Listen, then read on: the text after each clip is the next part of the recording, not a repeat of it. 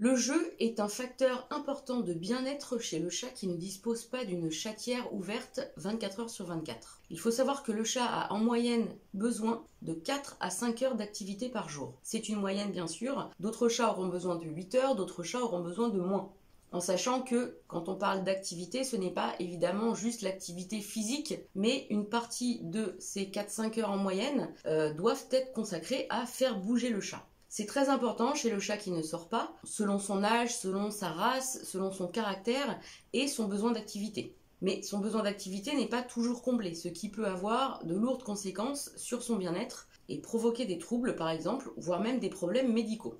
Si le besoin de se défouler est bien sûr important chez le jeune chat, le chaton, eh bien il en est en fait de même chez le chat adulte. On pense souvent que le chat adulte ne joue pas et que c'est normal, eh bien c'est en fait une erreur. Le jeu est important pour le chat, quel que soit son âge, pour réduire le stress, lutter contre l'ennui et stimuler ses instincts de chasseur et ses sens. Car sans cela, eh bien, ils peuvent développer différents troubles, comme par exemple les quarts d'heure de folie fréquents, quand le chat court partout toute la journée, quand le chat saute sur les mollets, quand le chat est un peu irritable, quand il gratte souvent à la porte, etc. Eh bien, tout cela peut être en partie réglé grâce au jeu et à l'activité, à la stimulation.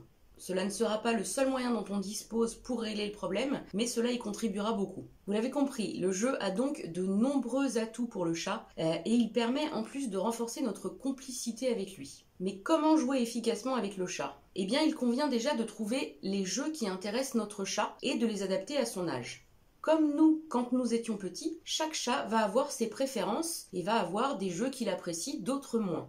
Mais l'idée est de trouver plusieurs types de jeux, tout simplement parce qu'il va falloir varier les plaisirs de façon à ce que le chat ne se lasse pas. Pour trouver les jouets qui seront appréciés par nos chats, eh bien, il faut faire des essais. Le but avec le chat, c'est aussi souvent que le jeu ressemble à une proie. Et il va falloir l'actionner comme une proie qui serait en mouvement. C'est-à-dire que si vous actionnez par exemple une canne à pêche tout doucement devant le chat, gentiment comme ça va peut-être pas forcément l'intéresser. Par contre, si vous l'actionnez très rapidement, le chat va être attiré par ce qui bouge un peu comme une proie, et donc il va peut-être jouer plus facilement. Idem, une petite souris qui traîne sur le sol sans bouger risque de laisser Gros Minet complètement de glace. Mais si vous lui lancez, là, il va peut-être s'y intéresser. Voilà, il faut donc trouver le jeu et également la façon de s'en servir. Évidemment, on adapte le jeu et le mode de jeu aux capacités du chat et à son âge. Il est évident qu'un chat plein d'arthrose ne va pas pouvoir courir partout comme un fou, comme le ferait un chaton plein de vie et en bonne santé. Et alors, on n'est pas obligé de choisir uniquement des jouets du commerce. J'ai un chat qui est ultra fan de post-it, un autre qui est ultra fan de paille. Les deux adorent courir après une simple ficelle. Voilà, c'est pas grand-chose. Il n'y a pas forcément besoin de se ruiner, même si l'apport de certains jouets peut être très intéressant pour compléter. Et pour conserver l'intérêt de chaque jouet sur le long terme, eh bien, idéalement, on ne les laisse pas traîner partout. On les cache dans une boîte et on en sort 2-3 par jour. C'est ainsi que le chat ne se lasse plus de ses jouets. Attention aux jouets qui comportent des ficelles qui peuvent étrangler le chat à n'importe quel âge, tout comme les jouets qui se disloquent, qui peuvent étouffer le chat, voire provoquer une occlusion intestinale. C'est comme pour les enfants, on ne laisse pas traîner des jouets qui peuvent être potentiellement dangereux pour le chat.